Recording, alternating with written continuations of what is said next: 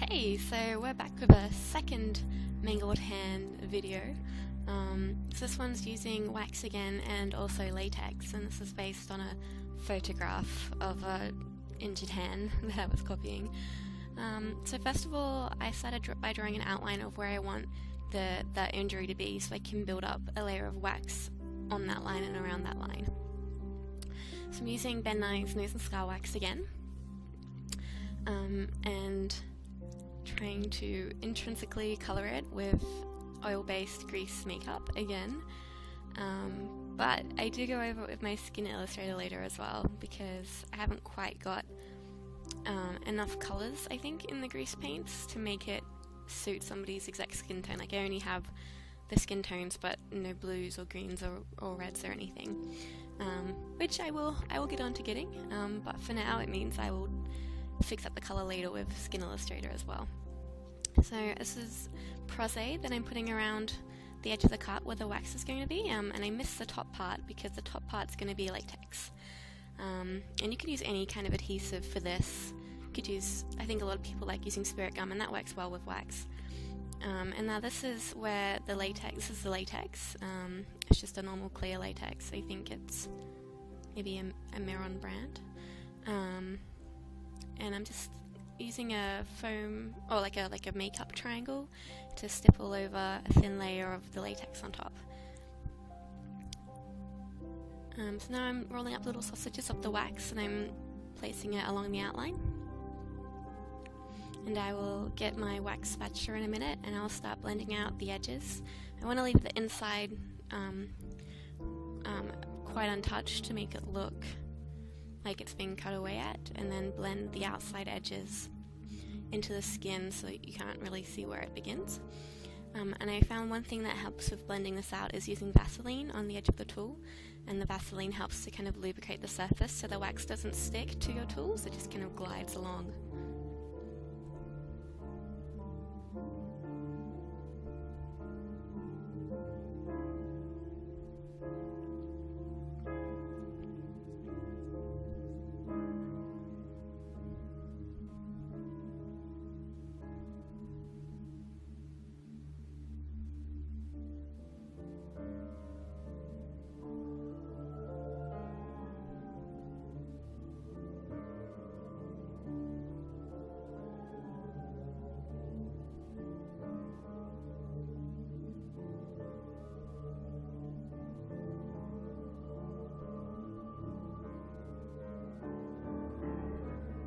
So now that that's done, I'm pressing it down into the glue to make sure that it's adhered properly.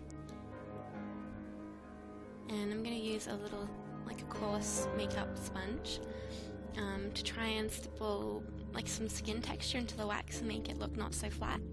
And now I'm also using a tissue to remove excess Vaseline. Putting a second layer of latex down. The video does cut here. I had to use the PowerPoint for the hairdryer, so I stopped the video recording, but I did do 6 to 7 layers of latex, and I would blow dry it in between each layer until it was almost completely translucent.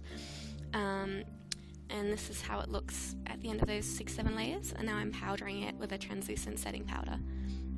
I'm going to start from the bottom and find an edge and rip it upwards so it looks like just a flap of skin that's kind of dangling at the top of the wound. I want to make sure that I don't pull it all the way off, that there's still, you know, the connecting blended out part over the fingers. Now I've got my Skin Illustrator palette in the flesh tones. I'm going to put a darker, like a brown, tan colour over the wax to try and match it into Daniel's skin tone a bit more.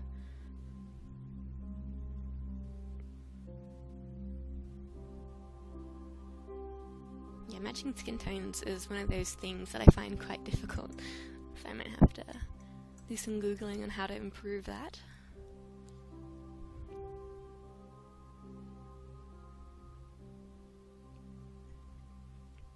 Now I'm using these cotton tips to be the tendons on the back of the hand. So I want them to keep their length, but I want them to not become, you know, wide on the edge where the cotton is. So I've pulled off all the cotton, or most of the cotton from the ends, and I've put a layer of prosade adhesive down to glue them on. I also I wasn't completely confident in the prosade because I've tried this before and it didn't quite stick that well. So I've also put some eyelash adhesive along the back of the cotton tips to try and help stick it down.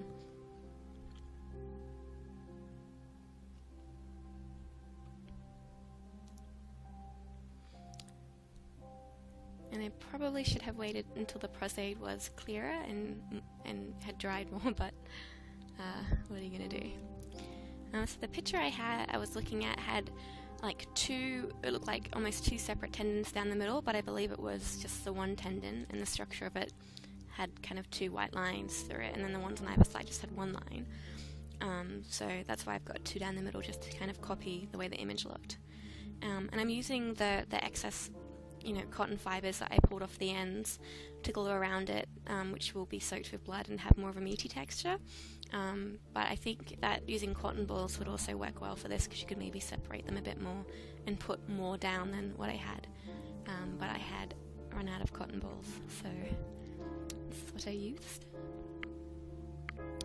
Now I'm using my Skin Illustrator palette in the blood tones, and looking back, this step is not necessary. I put down a red colour over everything, but I end up using quite a lot of blood to kind of soak through all of the cotton fibres and tissue that I put down at the end, so you don't even really see this layer, so you do not have to put a layer of red down. But if you feel the need to, you can. I mean, if you want to put less blood down, having a red layer underneath helps. Or if the blood, drips off and reveals the back of the hand, at least the red is there to kind of cover it up, because the Skin Illustrator does last longer on the skin than blood, but I mean, for this purpose, yeah, you don't really need it.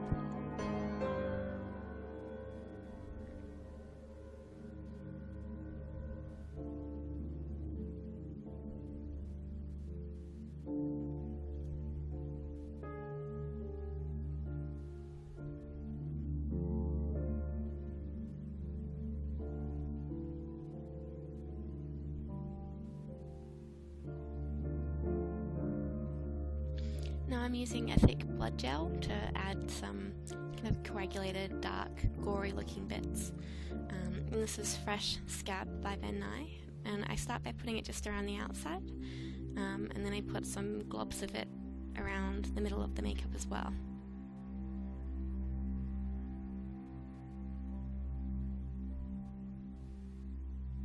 Now I'm using a dark blood. This is Mold Life's Kensington Gore in aged blood. I'm just putting it over the whole makeup and making sure that I soak through those cotton tips, or cotton fibres from the cotton tips. Now I'm going to put some dishwashing liquid around the outside of the hand, like where the wax is, because it's waxy, the blood simply doesn't sit very well in it, it beads up. So the dishwashing liquid helps the blood to sit more normally. And this is Merrin's Fresh Squirt Blood in Bright that I've put over the top. And I generally like to use different kinds of blood and different colours of blood. So I have the bright squirt blood, the thick dark blood gel, and the dark aged blood. So I like having different colours, different textures. And so I also use a tissue to kind of smudge it around, and then the brush to flick it. So there's all different kinds of things going on, because if you put it all just down with one colour, with one technique, it tends to look quite flat, and I like it being more, dynamic and varied. So at this stage I was like, oh, I'm done, and then I'm like, no, I'm not done, it needs more gore, because you can kind of see where the cotton tips end, and the photo I was working off, you couldn't see all of the tendons, they were kind of peeking through bits of flesh, where it had been ripped away, so I wanted to add more gore to kind of just give it more of a meatier texture. I didn't have cotton balls, so I just used just normal tissue. So I'm putting the tissue around areas that I think need more coverage and soaking those tissues with the bright coloured blood, kind of working it around with my fingers and breaking them up so they don't look so they look more meaty.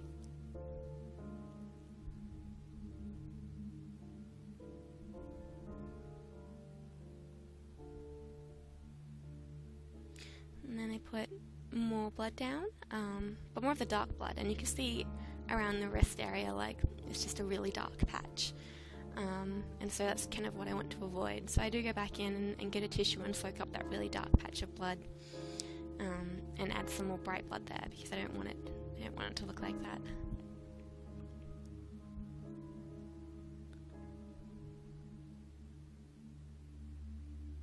Just moving things around again until they look just like visually right to my eye.